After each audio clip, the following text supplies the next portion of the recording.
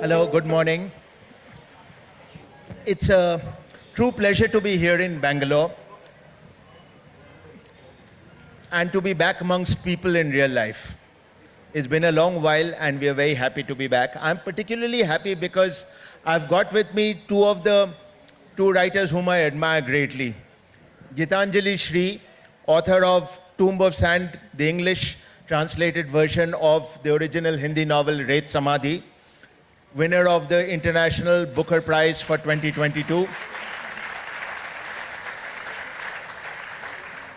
The first Indian, South Asian, and Hindi language writer to win the prize.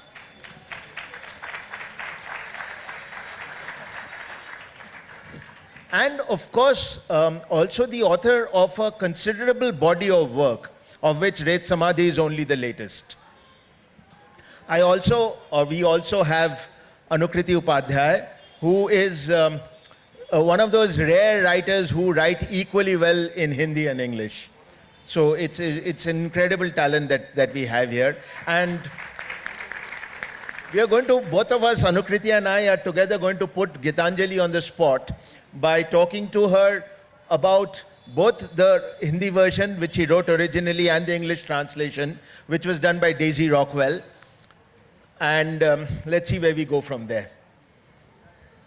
Geetanjali, I'm going to start by asking you, your novel, Ret Samadhi, perhaps more than any of your other works, really resides in the language in which it is written, Hindi. Sometimes you cannot imagine reading it in Hindi, even for someone like me who doesn't read Hindi in normal course. I found it very hard to imagine that novel not actually residing in Hindi. It is so inextricably linked to the way you use the language. And yet you have an English version, a translation, which has won the top translation prize in the world.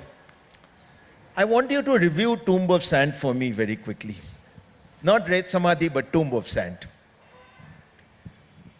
Well, first of all, let me say how happy I am, to be here. Wonderful weather, wonderful people around me, and a wonderful occasion to interact with all of you.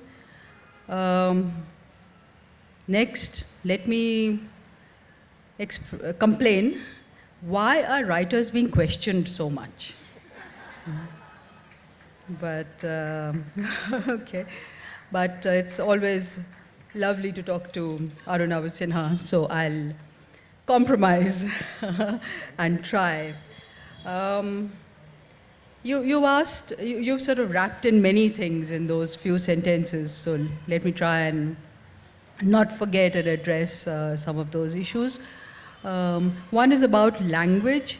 So I do think that a lot of us writers, and I'll speak about Indian writers because that's where I come from. I will not talk about writers elsewhere. But we've been so caught in social realism for various historical reasons, and we've almost forgotten that there's more than just a functional use of language, and that is absolutely something that writers must revel in and remember. So I think I have really worked with language because out of great love and respect for language as an entity by itself, the cadence of the language, the way the word looks and way the word gives other kinds of meanings because of the place, where it is placed, with what kind of words alongside and what kind of pauses alongside. I think all that has been a very, very exciting exploration and concern of mine. So that's why language. About Tomb of Sand, the translation, see, I'm not the best judge of Daisy's work or any translation of mine. Incidentally, when this book came out, a very good writer friend of mine, who's unfortunately no more, Manzoor Ehtisham, he said to me, Geetanjali, you've written your most untranslatable book to date. And almost at the same time, a very good friend now of mine, a German translator, he said to me, and what is a translator worth if he doesn't take up the most impossible work? So I think Daisy, and before that, Annie Monto, my French translator, both responded very favorably to Ret Samadhi and found it difficult in a very exciting way. So much so that now I tease Daisy and I say that, hereafter, if somebody gives you something easy and straight, you will just refuse to do it. And she more or less agrees. So I think there's something to be said, there's a challenge in that for translators, and they really do enjoy that. And I think both Annie Monto and Daisy have done a marvelous job. I know it from the kind of questions they asked of me, the kind of comments they made, the kind of long correspondences we had, in which I could see how much they loved the humor, the inventiveness, the cadence, all those things which I care for so much. And it wasn't just about the way the story, whatever that is proceeding. So I built a rapport with them, and it gave me a lot of trust, and I knew that they were going in ways which should please me. That's one. But I think also that in this case, I think the word experiment is often, used for my work. It's, if it is experiment, I must tell you, a lot of it is without my knowing that I'm experimenting. I'm on some exploration and some journey. But you also used the word just now, that experimentation galore. So I think it's a kind of experimentation which makes it a very eclectic book, eclectic way of expressing, and perhaps it comes from my times and my surroundings. And to that extent, it's been in some ways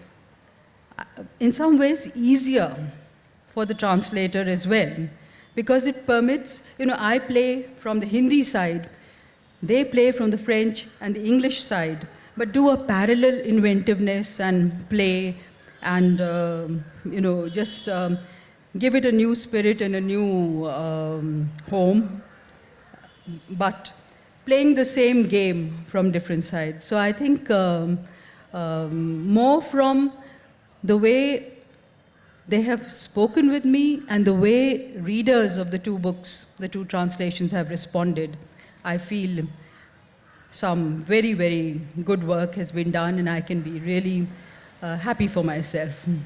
I myself have not read from beginning to end either. That's an interesting point. Why have you not? I don't dare my own book, to read my own book from beginning to end once it has come out. Really? So, yeah, I don't. So, because I think it'll bother me about, why I didn't stop here, why I'm overdoing this, why did I, now it's kind of, it's out of my hands, it's completely out of my control. So I kind of let it be. So if I don't have the courage to read my own work, I certainly don't have the courage to read anybody else's. I've got to know a lot more about this book of mine in Hindi and in English, not so much in French, because of the number of readings we've had to do together and separately.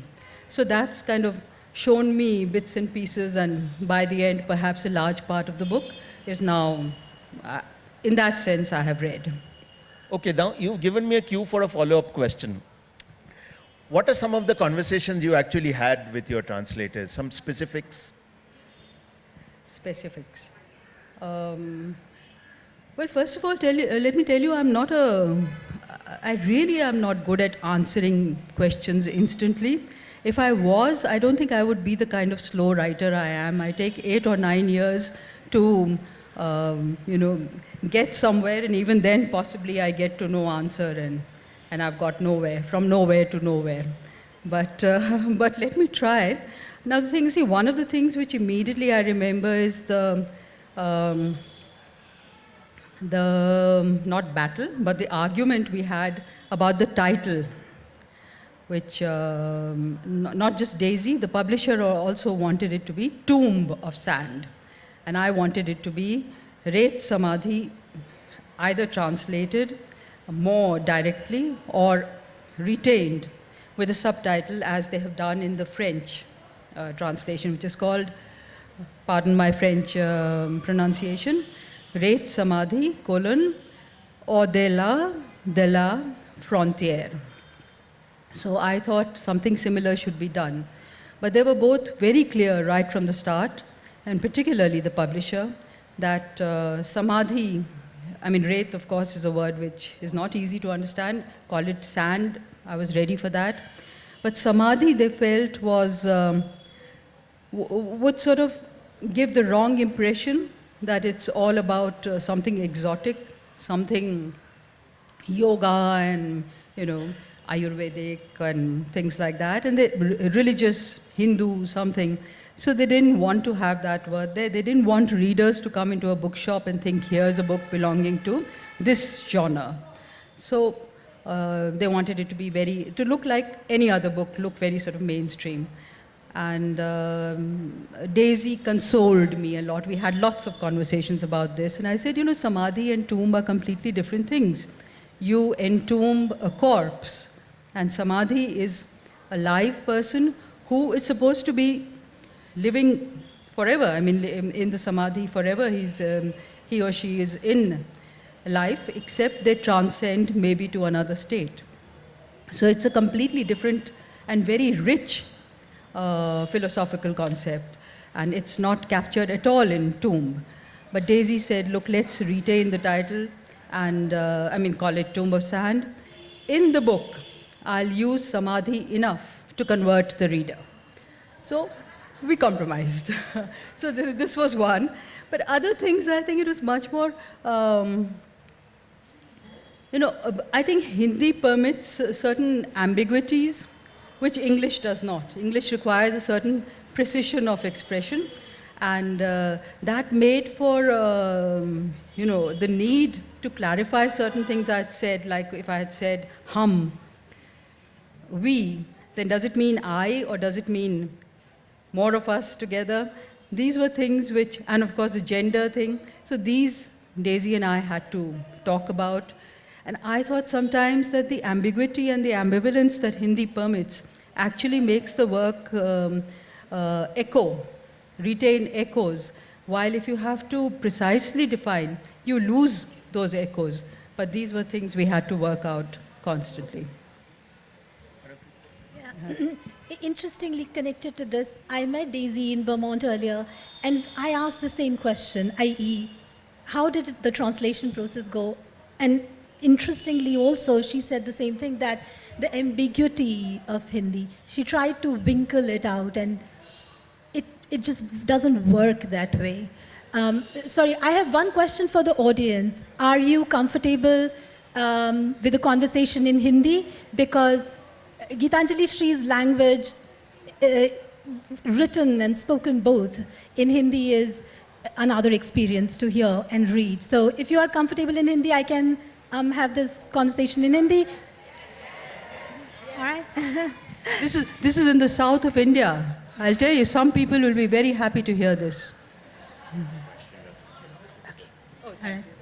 Okay. बहुत आभार हिंदी के लिए अपने हृदय खोलने के लिए, और इस मंच का जो मुझे एक अवसर मिला उस पर मैं आपको बहुत धन्यवाद देना चाहती हूँ गीतांजलि श्री, ये किताब लिखने के लिए और बुकर को भी इस किताब को चुनने के लिए, क्योंकि जितनी चर्चा इस पर होनी चाहिए वो हो रही है। ये रेत समाधि पढ़ते हुए मेरे मन में एक भाव बराबर बना रहा, एक स्थायी भाव, वो ये था कि हर ट्रेडिशन, हर परंपरा, हर तरह का कन्वेंशन, रीति रिवाज, वो सब आपने अगर तोड़ा नहीं है तो उसको बहुत दूर तक उसको खींचा है और उसको चुनौती दी है, और बहुत सफलता से दी है। जैसे सुमित्रानंदन पंत ने लिखा था, खुल गए छंद के बंद, प्रास के रजत पाश। आपने हिंदी गद्य के जो भी बंधन थे उनको लेखकों, आने वाले लेखकों के लिए खोल दिया है। ये किताब वाकई हर लेखक को, या जो पढ़ने लिखने में दिलचस्पी है जिनकी, उनको पढ़नी चाहिए, सिर्फ ये जानने के लिए कि आप शिल्प, भाषा, कथा, चरित्र, उनके साथ क्या कर सकते हैं। मैंने उसकी कोई सीमा नहीं है। तो इस विषय में मैं आपसे जानना चाहूँगी कि परंपरा में कड़ी जुड़ी या परंपरा की कड़ी टूटी, या ये दोनों ही चीज़ें महत्वपूर्ण नहीं है, लेखन की स्वतंत्रता अहम है? नहीं, मुझे लगता है ये दोनों चीज़ें महत्वपूर्ण हैं, लेकिन परंपरा में पैठ का मतलब ये नहीं होना चाहिए कि आप फिर किसी घबराहट और के साथ नियमबद्ध हो गए।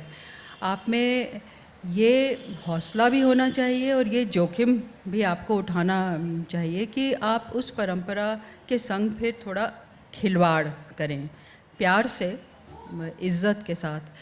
मैं समझती हूँ कि एक चीज़ जो मेरे, जब आप मेरी बात करते हैं तो मेरे लिए जो बहुत ही लाभदायक रही वो ये कि जो और मायने में अफसोसजनक बात है कि मेरी पारंपरिक शिक्षा नहीं हुई हिंदी में, तो उससे मैं कटी रही। मेरी, जैसे कि हमारे यहाँ का मध्य वर्ग उस ज़माने में और आज भी है, अपने बच्चों को वो अंग्रेज़ी माध्यम के स्कूलों में भेजता है, मैं भी उसमें गई।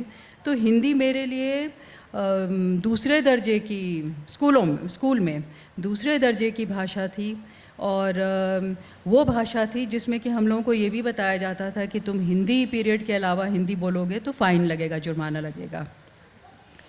घर में और मेरे चारों ओर मुझको हिंदी मिली। तो मैं समझती हूँ कि एक तरह से जो शिक्षा आपके ऊपर एक बोझ बन के छा जाती है, उस बैगेज से मैं मुक्त हो गई। तो मेरे केस में ये चीज़ बहुत अच्छी रही कि मैंने हिंदी पारंपरिक शिक्षा से नहीं पाई, अपने माहौल से, मतलब एक जीवंत तरह से पाई, और अलग अलग स्तरों पे जैसी हिंदी चल रही थी वो हिंदी मुझको मिली। मातृभाषा तो मेरी बनी ही, मेरी माँ के साथ मेरी भाषा पनपी। मेरी माँ हिंदी वाली हैं, अंग्रेज़ी की नहीं हैं। और जब मैं काफ़ी जल्दी मैं स्कूल के बाद हॉस्टल में चली गई, तो माँ से लंबे लंबे ख़त जो चलते थे, those must have been my first training, real training in Hindi writing. लंबे लंबे ख़त उनके आते हिंदी में और लंबे लंबे ख़त मैं हिंदी में लिखती। तो मुझे हिंदी इतने खुले वातावरण में मिली, ना कि नियमबद्ध और ग्रामर के साथ। मैं आज भी शायद ग्रामर में कच्ची हूँ, स्पेलिंग्स में तो हूँ ही कच्ची, और इस बात का मुझे थोड़ा बहुत अगर मैं झेंपती तो वो मैंने बंद कर दिया जब से मैंने कृष्णा सोपती को जाना, क्योंकि वो इतनी गलतियाँ करती थी अपने इसमें ग्रामर में और स्पेलिंग्स में। मैंने कहा अगर कृष्णा जी कर सकती हैं तो भाई मैं क्यों नहीं, मैं उनकी बच्ची हूँ। तो पर इससे ये फ़ायदा हुआ कि मैंने हिंदी बहुत ही अनकन्वेंशनल तरह से सीखी, और मुझ में फिर एक ये जज्बा भी आया कि इसके संग प्रयोग करो, क्योंकि मुझे अपने आप उसको बनाना था, सीखना था, खोजना था, वापस लाना था। शायद वहाँ से ये सब बातें मुमकिन हो पाईं। आपने एक बहुत महत्वपूर्ण बात कही कि भाषा असल में जीवंत है। वो किसी दुकान में किसी शेल्फ पर रखी वस्तु नहीं, आप उसे ख़रीद कर, जैसे कि आजकल शिक्षा हो गई है पैकेज्ड गुड, आप ख़रीद लें और बरत लें। भाषा वाकई इस्तेमाल से, प्रयोग से, माहौल से। और मैंने रेत समाधि में देखा वो जो जब माँ कल्पतरु बन जाती हैं तो बहुत सारे डायलेक्ट्स, बहुत उपभाषाओं में बात हो रही है। कहीं भी उसका भाषा का जो भाषा की एक लय है, उसकी एक रिदम है, ध्वनि है एक, जो कान से सुनी जाती है, वो टूटती नहीं है। और उसका कारण मुझे समझ में आया कि बोली हुई भाषा से आपने बहुत कुछ ग्रहण किया है। I think that's, sorry I'm interrupting, but I think that's precisely why Hindi is unpopular where it is unpopular, because there it is being tried, to be taught in this completely unimaginative way, within a certain sort of parameter and in a very limited and dull manner, while it should be much more about daily life and a daily exchange of feelings and, human interaction. Absolutely. Language is a living thing. Can I ask one more question before I hand? Because this connects to what you said about your mother. I read Mai many years ago when it came out, and I was struck by the theme. And then when I read Ret Samadhi, I had to struggle to believe it's the same author, because the two books cannot be farther apart in their craft, in the shape, in the language. But the common theme of this older woman who gives, in Mai she gives, endlessly, selflessly. In Ret Samadhi, she has given and is now living with this sense of emptiness till other things come. She opens herself up to those other things to fill it. So I was very curious to know, and I asked questions out of curiosity. So if you could just speak about your writing journey. How did the writer of Mai became the author of Ret Samadhi? What is the importance of this older woman figure? Does she signify? Is she a symbol? I have to yet again say I don't really know, but I think perhaps it's a realization which nags me and has been with me for a long, long time, that women come into their own rather later in life than earlier. They are bogged down by so many responsibilities earlier. They are bogged down by the way they are imprisoned in their bodies earlier. So I think a lot of their time, a lot of their younger years go in dealing with these questions. And it's really when they are free of some of these things that they also become free, and that's the time for freedom. So there's an irony there, which I think to some extent Ret Samadhi captures, that the woman is young in her old age, but her body is old.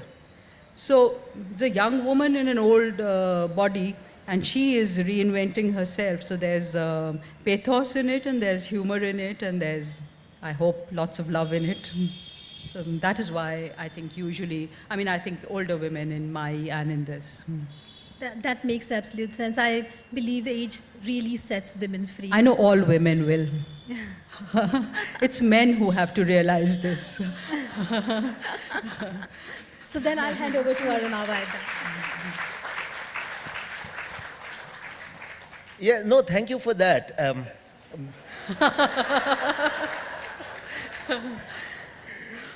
And this He's is, a better man hereafter. and this question is for the benefit of the men. So I read somewhere that the telling of your novel is feminist, not just in what you are saying, but also in your refusal to follow the conventional manner of storytelling. And here is a woman who's 80 years old and telling her own story, and she, if pardon my French, she basically says, I don't give a F star star star about how I'm going to tell my story. It's my story, I will tell it any way I like. What are your comments, observations, views on this? Well, I didn't set out to be a feminist in my style or anything, but I suppose I can't help being that. I am a woman, I see enough of what's happening with women. Well, but I think also it was the impulse for freedom which was guiding me along and guiding the protagonist along. It wasn't just me. It was also the protagonist who was doing this to me. That, we're not going to just follow the prescribed and the proscribed method. We're going to choose our own way, and life is, the terrain is very variegated, and we'll see where it goes, and we're not going to let anybody kind of peep over our shoulder and say this way and not that way. And that freedom is what kept giving me more and more audacity and abandon. Not just me, as I said, the protagonist also got more and more abandoned because of this. And if I may finally quote someone I have already quoted several times, but that's because I have talked about this so many times. But Ali Akbar, the Sarod maestro, has famously said that initially it's he who plays the sarod, and then the sarod plays him. So I think it's creative writing is a bit like that, and you think you are going to direct it, and you start moving along a path, but very quickly it's directing you as well, and you are going along the path. So, Ret Samadhi didn't just spring out of thin air. It comes as the latest in a long period of writing. And I wonder if you could tell us a little bit about how your writing has led you up to Ret Samadhi, and also maybe use the opportunity to, and I wanted to ask you this but never got the chance, to talk a little bit more about Krishna Sopti and her role in your life. Well, I couldn't tell you, again, I don't know. But it's not easy for me to trace my journey from my first writing to Ret Samadhi, because that somehow assumes a linear trajectory. I'm not sure there is a linear trajectory of that kind. Surely I am gaining in confidence as I go along. I'm ready to, I think I was ready to risk it from the beginning. So that is also not particularly new. But I think each work has, for me, really been a new journey with its own beginning and its own, path. So for me, it doesn't start from my first novel or my earliest stories to Ret Samadhi. Perhaps some critic can point out, I think Daisy recently did say that she could see seeds of the way I used language and so on in my earlier works, which she's looking at now, and the more difficult ones she's picking up to translate. So that's for somebody else to really point out. But for me, it was just the fact of it becoming more and more my breath. So I think when I started, I was still trying to find my feet, doing it, and learning how to balance myself, how to walk, how to breathe. And more it became just a natural part of me. And once it became my breath, there was no, actually no effort in trying to do different things, because I just have to breathe. It became a very natural way of moving from this to this and discovering things and going along. So I really see my journey as more a kind of development of the writer's character or the writer's confidence than something else in there which I can point out as a linear trajectory. About Krishna Sopti, well, one of the biggest influences I've already mentioned, that happily make grammar mistakes and spelling mistakes. Don't worry. That I learned from her. But I think, Krishna Sopti is, has been such an honest and spirited writer and a very committed writer. So again, she wrote wonderfully, she's written wonderfully, and we've got all those things with us. But she never took anything lightly. I mean, she was full of humor, she was full of, Hindi mein kahenge dabangai, what's the word, I don't know. Not boldness, but yeah. I mean, just really, I don't know, spunky. But, and she had she was fearless in the face of anybody. I mean, you can sort of aim the bullet at her and she would say what she has to. So here's somebody who you cannot but, admire for her courage and her honesty and her integrity. And then she took language very seriously, what she was saying very seriously. Her books are so different one from the other that where she's decided to be a little, let us say, wavered and abandoned, she seems to have let go of all rules and written on as she pleases. Where she's decided that she's trying to depict some segment of reality or some segment of a certain truth, she has researched and brought in that kind of language, that kind of atmosphere, that kind of story. So that a single writer has this range, is just utterly amazing. And we could only gape and gawp and admire her. And even if a bit of that spirit has come inside me, I am really, really blessed. All right, we are of course going to request you to read both the Hindi and the English versions. But because we have a little more time, Anukriti, is there something you would like to ask? एक प्रश्न जो रेत समाधि में मुझे जिसने चमत्कृत किया है वो है कौवे. कौवा सबसे निकृष्ट खाली काक ग्रास देते समय जिसका सम्मान हो, ऐसा पक्षी सब भगा देते हैं उसको, वो जूठन खाता है. और मुझे हमेशा से कौवे बहुत दिलचस्प लगे. कितना उनमें उनका चरित्र, उनका आपस में एक दूसरे के प्रति उत्तरदायित्व के भाव से रहना, उनका ग्रेगेरियस नेचर, बच्चों का और घोंसलों की रखवाली करना. तो ये कौवे आपकी किताब में कैसे, और आपके जीवन में भी? जीवन में भी हैं कौवे, तो चारों ओर हैं. कौवे पन्नों पे भी उड़कर आ गए, तो बहुत ही सहज तरह से वो आ गए. और एक बार देखिए, बतौर लेखक आप किसी की तरफ आपकी नज़र उठ जाए गलती से या इरादे से, तो उसके बाद आपको उसके बारे में इतनी चीज़ें दिखाई पड़ने लगती हैं कि आप भी सीखते चलते हैं. तो कौवे तो हमारे चारों ओर थे और हम चिढ़ते भी रहते हैं कौवों से. मतलब वो तंग भी करते हैं, बहुत ही शातिर भी हैं, अपने मन की भी करते हैं, मन की कर भी ले जाते हैं, चोर भी हैं, सब कुछ है. लेकिन एक बार आपने लेखकीय नज़र से उनकी तरफ देखना शुरू जो कर दिया, तो न जाने उनके कितने आयाम फिर दिखाई पड़ने लगे.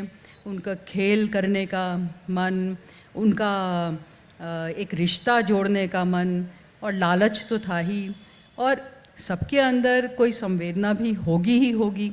तो ये सारी चीज़ें उसमें फिर खुद ब खुद खुलती चली गई, तो कौवे आ गए. अच्छा हुआ कि कौवा है, क्योंकि उन्होंने मल्लिकार्जुन मंसूर ने एक बार कहा ना, उन्होंने कुछ किसी गफलत में और साधना में गा दिया, तो किसी ने उनसे पूछा कि भाई क्या गज़ब आपने गाया, ये क्या राग था, नहीं आपने ये क्या गाया? तो उन्होंने कहा खोकर गा दिया, तो राग खोकर बन गया. तो कुछ ऐसे ही हमने खोकर कर दिया, वो कौवे जो है कुछ राग कौवा बन गया. The writerly view of crows, as you said. Geetanjali, if you will kindly read for us. एक कहानी अपने आप को कहेगी, मुकम्मल कहानी होगी और अधूरी भी, जैसा कहानियों का चलन है. दिलचस्प कहानी है, उसमें सरहद है और औरतें जो आती हैं जाती हैं आरंपार. औरत और सरहद का साथ हो तो खुद ब खुद कहानी बन जाती है, बल्कि औरत भर भी कहानी है, सुगबुगी से भरी. फिर जो हवा चलती है उसमें कहानी उड़ती है, जो घास उगती है हवा की दिशा में देह को उकसाती उसमें भी, और डूबता सूरज भी कहानी के ढेरों कंदील जलाकर बादलों पर टांग देता है, और ये सब गाथा में जुड़ते जाते हैं.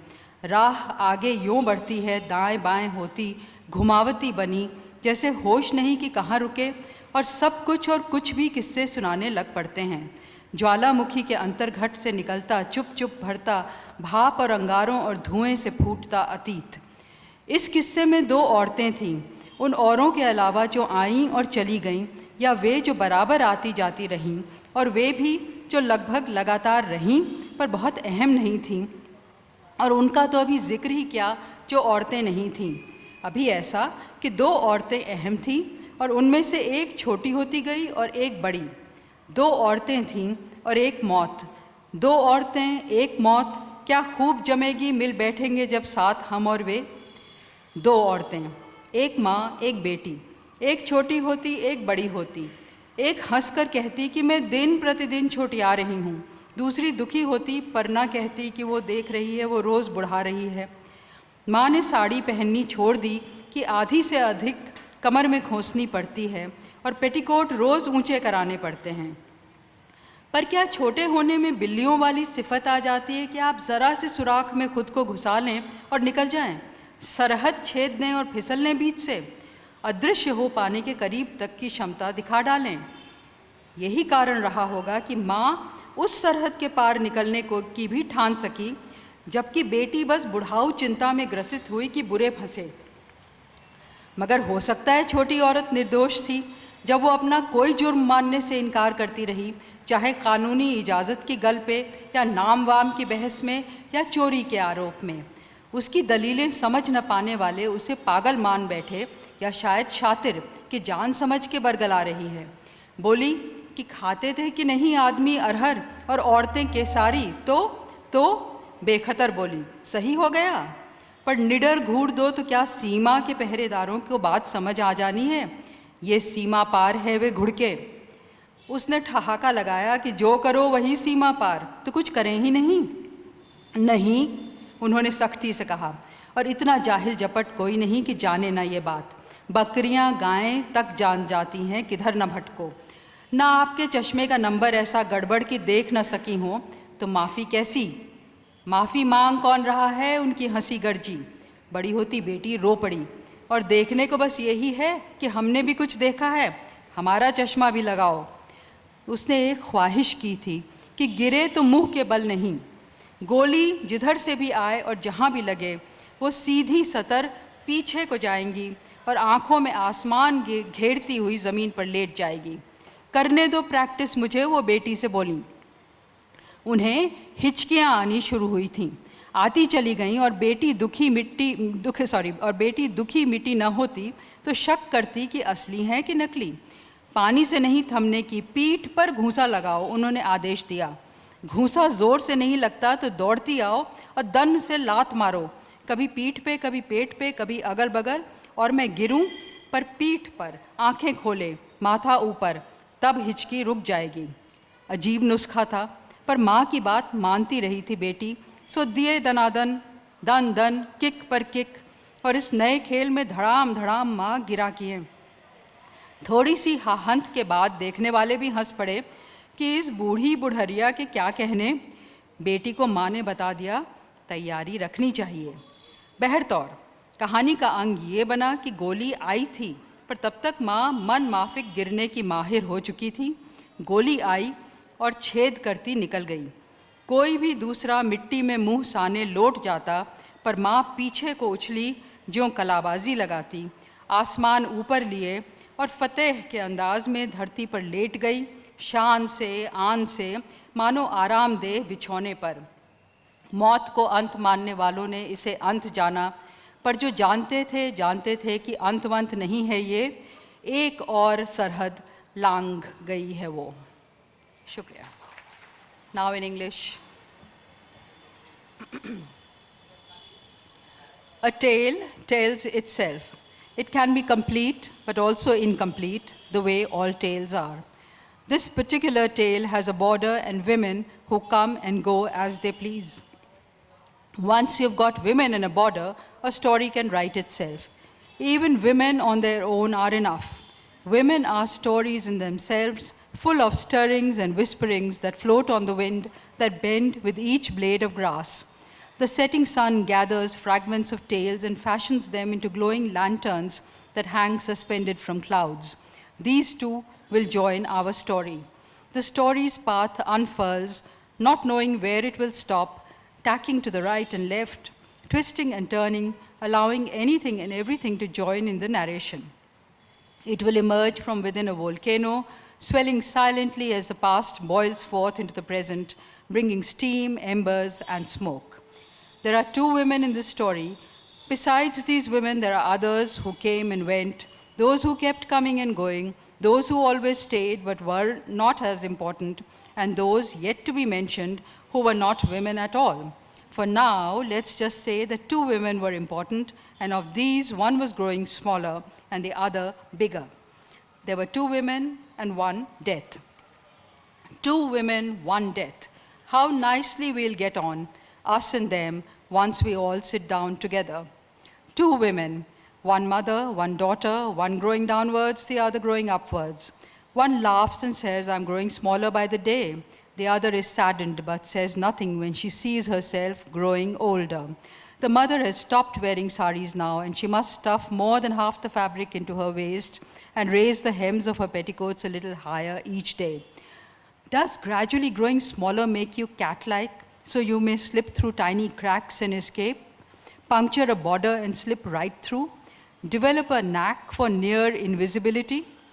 This must be the reason that the mother was able to slip through to the other side of the border while the daughter was still fretting over how stuck they were. It's also possible that the smaller woman truly was innocent when she refused to confess to any crime on her part, be it regarding legal permissions, debates over names, or accusations of theft. Those who did not understand her arguments considered her crazy, maybe even vicious.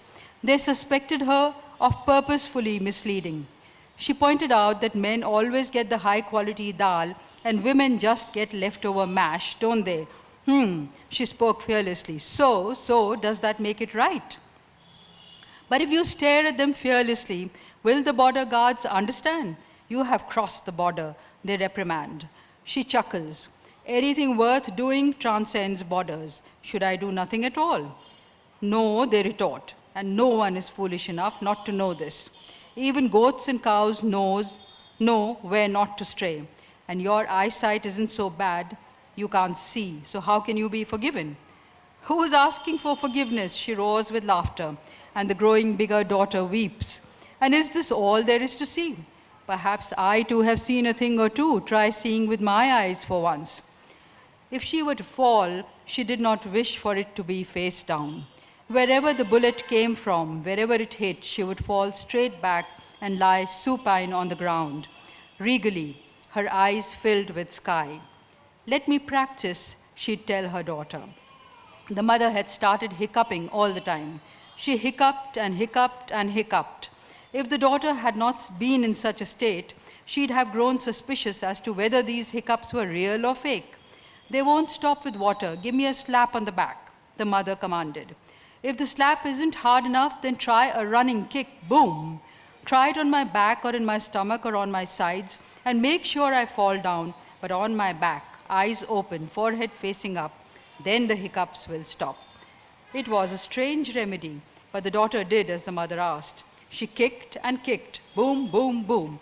And with this new game, her mother kept falling over, bam, bam, bam. After a bit of hullabaloo, observers would also burst out laughing. Can you beat it? This old lady is too much. But the mother told the daughter that she needed to be prepared. Anyway, long story short, what happened was this. A bullet did come flying towards her, but by then the mother had become an expert at falling backwards. A bullet came, punctured her body, shot through and out the other side. Anyone else would have sprawled face down in the mud, but Ma flipped backwards like she was doing a somersault. She lay back on the ground in an attitude of victory, elegantly, face up, as though she was reclining on a soft bed, the sky her coverlet. Those who considered death to be an ending took this to be hers, but those in the know knew that this was no ending, knew she had simply crossed yet another border. Thank you. Thank you so much, Geetanjali Shree, for this. Thank you for being a wonderful audience. Thank you, everybody. Thank you.